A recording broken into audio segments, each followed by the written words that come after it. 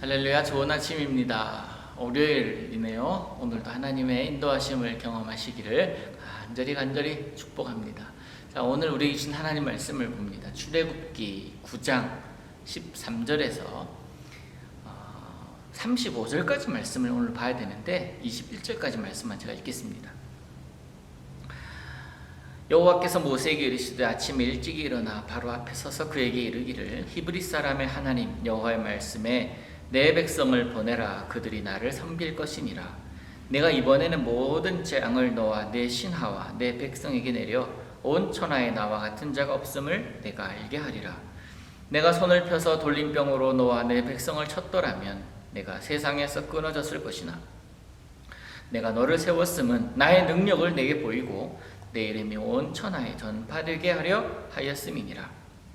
내가 여전히 내 백성 앞에 교만하여 그들을 보내지 아니하느냐. 내일 이맘때면 내가 무거운 우박을 내리리니 애굽 나라가 세워진 그날로부터 지금까지 그와 같은 일이 없었더라. 이제 사람을 보내어 내 가축과 내 들에 있는 것을 다 모으라. 사람이나 짐승이나 무릇 들에 있어서 집에 돌아오지 않는 것들에게는 우박이 그 위에 내리리니 그것들이 죽으리라 하셨다라 하시니라.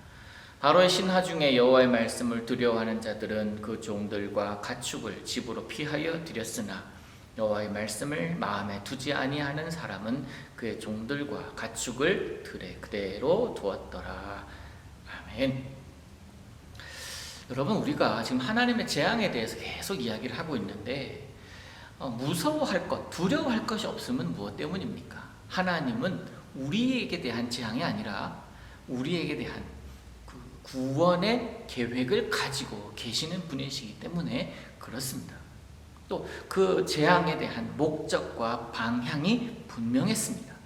한치의 실수도 한치의 오차도 없습니다. 하나님께서 이스라엘 백성들이 거주하는 땅에는 내리지 아니하니라 약속하셨다면 그렇게 되는 것을 우리는 계속 보았지 않습니까? 그래서 재앙이 아닌 하나님께 시선을 두어야 되는 것이 맞지 않겠습니까? 여러분, 오늘의 삶 속에서도 그 어려움, 그 현실에 대한 시선에서 하나님을 향한 시선으로 돌려보시기를 바랍니다. 자, 오늘 우리가 읽은 7번째 재앙은 우박입니다. 지금까지 재앙과 오늘 재앙의 차이점이 있다면 뭘까? 한번 여러분 생각해 보시기를 바랍니다.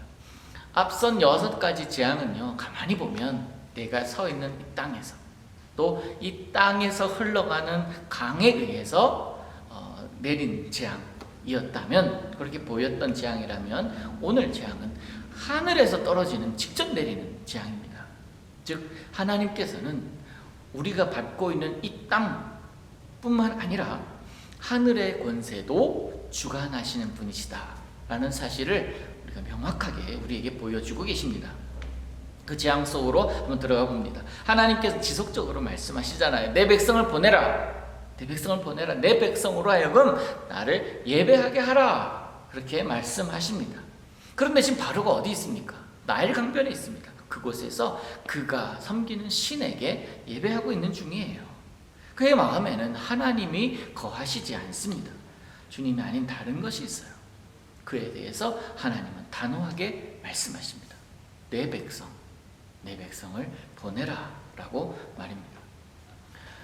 여러분, 시편 95편에 보면 이런 말씀이 있습니다. 7절 마지막 부분을 보면 이런 말씀이 있는데 너희가 오늘 그의 음성을 듣거든 너희는 무리바에서와 같이 또 광야의 마사에서 지냈던 날과 같이 너희 마음을 완악하게 하지 말지어다. 중간에 괄호를 좀 준다면 너희가 오늘 그의 음성을 듣거든 너희 마음을 완악하게 하지 마라. 하나님의 음성 앞에서 마음이 열라는 거예요. 그 음성에 따르라는 것입니다. 하나님의 음성 앞에서 우리는 우리들의 마음을 열지를 않아요. 또 하나님 앞에 우리 마음을 오히려 드러내고 오히려 내 생각, 내 주장대로 살아가려고 합니다. 그게 바로의 모습과 뭐가 다르겠습니까? 여러분, 오늘 본문 다시 보십시오. 하늘에서부터 내리실 재앙을 미리 예고해 주십니다. 이에 대해서 바로의 신하들 중에도 하나님을 두려워하는 자가 생겼잖아요. 그들이 그들 중 일부는 두려워하여서 말씀을 따르지만 여전히 말씀 무시하고 마음을 완악하게 한 자들, 그런 자들은 하나님의 진노에서 벗어나지 못하는 모습을 보았습니다. 우리 사는 세상도 이와 같이 얼마나 마음이 완악한 자들이 많은지요. 마음이 어리석은 자들이 얼마나 많은지 모릅니다. 교만하고 위선적인 자들, 특별히 책 한 권 달랑 보고서는 세상의 모든 지식을 아는 듯 나서는 사람들이 얼마나 많은지 모릅니다. 세상의 작은 성공으로 얻은 재물이나 그 학식으로 힘없고 가난한 자들, 그런 자들을 얼마나 누르는지, 소위 얼마나 갑질하는 사람들이 많은지 모릅니다. 모든 이들에 대해서 하나님은 우박에 대한 재앙을 예고하셨지만 하나님의 말씀, 하나님의 경고를 듣고 그 경고에 따라서 준행하던 자들은 애국인이라 할지라도 그 재앙을 피하는 모습을 보았습니다. 여러분, 사람이 온전해질 수 있는 방법은 하나님의 뜻 안에서 내 마음을 완악하게 하지 않는 것, 또 그 하나님 뜻 안에서 합당한 삶을 살아가는 방법밖에 없습니다. 우리가 출애굽의 이야기를 통해서 우린 그걸 봐야 돼요. 26절에 보면, 오늘 읽진 않았지만 26절에 보면 고센 땅에는, 이스라엘 백성들이 거주하는 땅에는 피해가 없어요. 재앙은 바로에게 주시는 겁니다. 그리고 불순종하는 자들, 마음이 여전히 완악해 있는 자들에게 주시는 겁니다.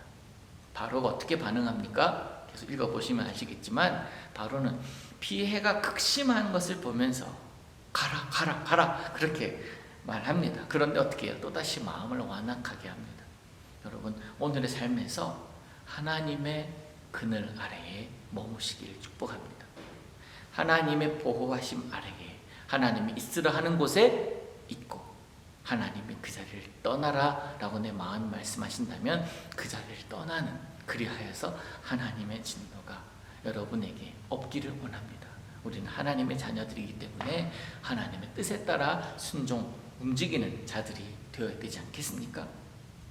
세상이 아닌 하나님을 바라보는 삶이 오늘 여러분의 삶이기를 우리 주님 이름으로 축복합니다.